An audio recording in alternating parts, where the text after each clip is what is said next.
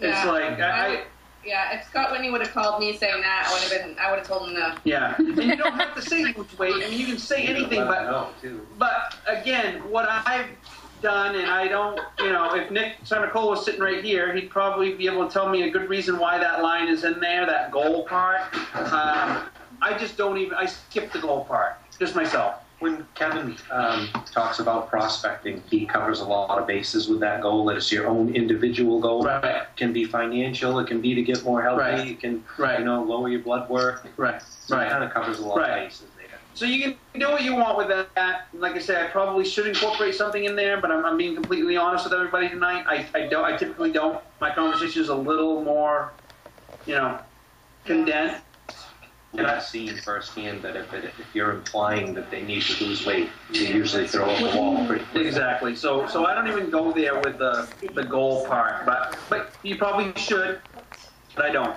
One of the things. See, I go through the variety of goals, depending on who I'm talking to, because they may have a family member who has a health condition. Yep. For instance, diabetes or high cholesterol, that he, you know, can help their family not necessarily lose weight, but get healthier, and maybe they would just, you know, be interested in building lean muscle or losing weight. So kind of have to, and that's why we have 5 kits. It addresses everybody's individual lifestyle goals. That's right, and it's, you know, again, my idea, my hope is to keep this as short and sweet as I can and say, would you be interested in learning more about it? And typically, I think the chances are pretty good if you can keep it fairly condensed, that even without giving them a lot of information about those kind of things, that they're probably going to be a little intrigued, and as soon as they get on the website, they're going to start to read and learn about the different options. So, but the other thing is, please, everybody understand, I am not telling you that you need to say exactly what I'm saying. I'm telling you what I'm kind of comfortable with. The other thing I say is experiment, you know, make some calls, throw the goal in there, or throw the BMW. I mean, it says, you know, my goal is, you know, earn a BMW. I mean, if that's your goal, there's no right or wrong. I just say experiment a little bit as well.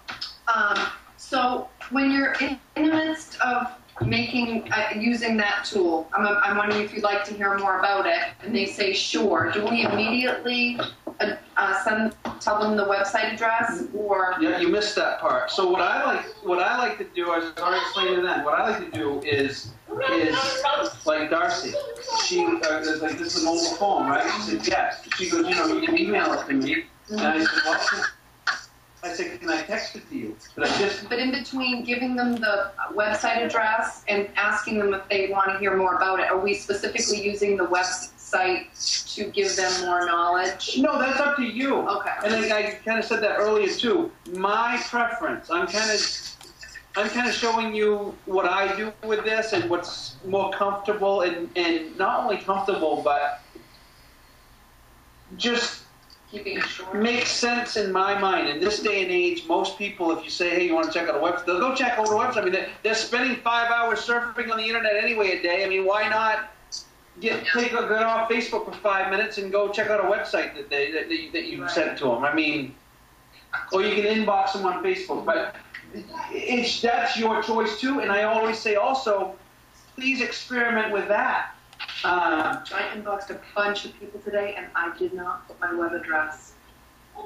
Big error there. Although they could respond if they're interested. But you can say, hey, listen. You can try to, I could have said to Darcy. I mean, she was running, but I mean, she was sitting at home. I could say, can I three-way you into the Vialine? I mean, that's just not very comfortable for me.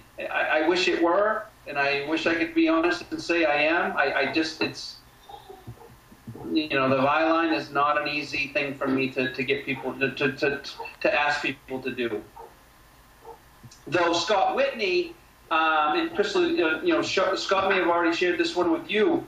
When I was telling him about my struggles with the Vialine, he said, "How about you do this? How about you turn it around and you say, hey, listen, I'm from the United Health Challenge. I wonder if you'd be interested in learning more about it. Oh, okay, great. Listen." Would you be interested? Would you be willing to do me a favor right now? take about 3 or 4 minutes.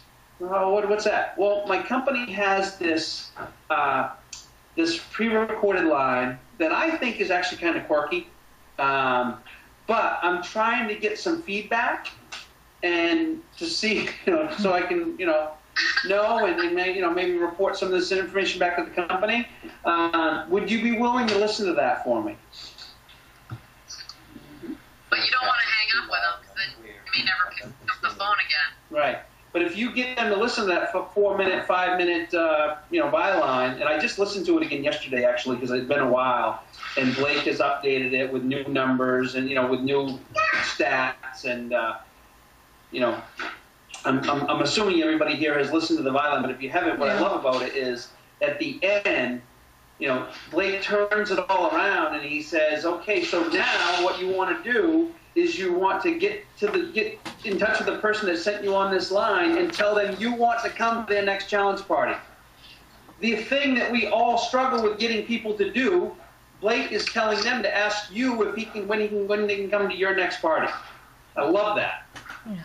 Again, it's like total reversal of what we typically deal with trying to get people to a party.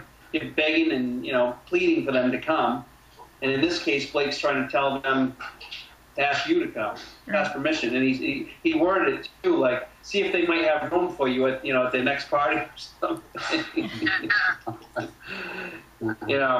So all right, Call just in time. We have 2 seats left. there you go. Anybody else? You guys want to hear me go at it again? I'll go next. You go next? I'll call a friend of mine that I went to college with. I haven't seen her since we walked down the aisle together and got our degrees. Wow. So Did you guys hear that? Yeah, that's awesome. Cool. I'll give her a call. We forgot to get some ringers now. Somewhat. Ringers. Some actors. Yeah, right.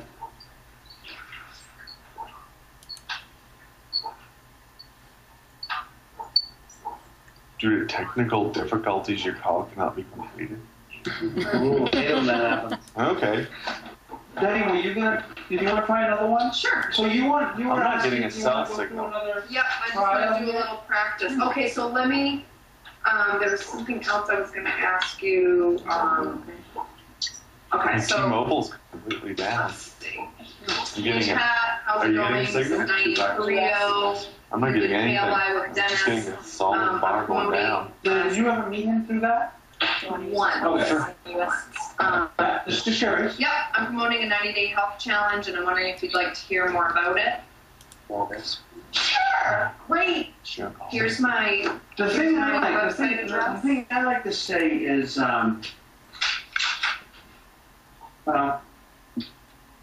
typically I say, I'm reaching out to everybody. Dennis and I are reaching out to everybody we know to let them know about this challenge, to let them know about this. Mhm. And I was wondering if you'd be interested in learning more about it.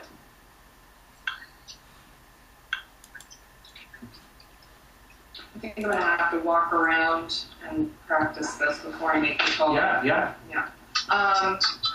And then so he says, yeah, he wants to hear more about it, and then I say, well, are there specific questions? They're not gonna have specific questions because they don't have any knowledge, so I say, great, and can I give you my web address? Yes. Yeah. And you take a look at the website? Yes. And I'll follow up with you tomorrow to see what you think. Yes. Or I'll follow up with you real soon. If you want to say tomorrow, you can. Yeah. Follow up with you real soon to find out what you like best about it. Mm-hmm. Okay. Yeah. Oh, and the other thing that, I always like to try to say too, if somebody completely says no right from the get-go, is to say, okay, well, no problem, there's no pressure, but just, if you ever think you might want to learn some more about this or get some more information or know somebody that you think would be interested in learning about a 9-day health challenge, I'd appreciate if you send it my way. You can't hurt to ask. Yep. Exactly. So again, it's still kind of keeping it open there where, no is no for now. Yep. Not forever. That's another thing to learn to let go of. Or start selling begins when the customer says no. Right. Right. Right. And, you know, if Scott Whitney, I mean, we say this every you know, daily, really. I mean, in some conversation to somebody. If Scott Whitney had pushed Tracy, I don't know if you know, Crystal, I know you know some of our story. Scott Whitney reached out to Tracy. He was in Ohio. He sent her samples. He sent her 4 shake samples in the mail. She did 1. 9 months later, she called him up and said she was ready to do a transformation kit. Yep. Don't ask me to sell this stuff, but I want a transformation kit. Okay, no problem.